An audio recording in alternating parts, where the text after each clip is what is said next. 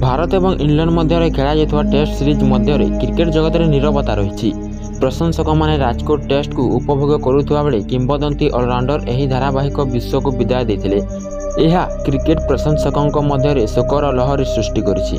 पूर्वतन क्रिकेटर तांको प्रदर्शन सहित अनेक मैच रे दल को विजयी कराइथिले। से बॉल सहित बैट रे मध्य धमाका करुथिले। जणे खेलाड़ी हेबा व्यतीत तांको अनेक भूमिका रे मध्य देखिबाको मिलिछि। से जणे प्रशिक्षक मध्य रहिसंती। एहा व्यतीत से मैच रेफरी भूमिका रे मध्य अभिनय करिसंती। किंतु वर्तमान वेटरान खेलाड़ी 77 वर्ष बयस रे विश्व को विदाय दैछंती। दक्षिण अफ्रिकार ऑलराउंडर माइक प्रॉक्टरଙ୍କ हृदघात होइतिला। से तांको हृदयर अस्त्रोपचार करथिले किंतु यह सफल होई पारला नाही एवं पूर्वतन क्रिकेटर विश्व को विदाय देथिले। शनिवार दिन विलंबित राति रे तांकर पत्नी मारिना एही खबर को निश्चित करिसंती। खेलाड़ीଙ୍କ कैरियर बेसी दिन रहिला नाही तथापि तांकु जणे महान क्रिकेटर कहा जाए।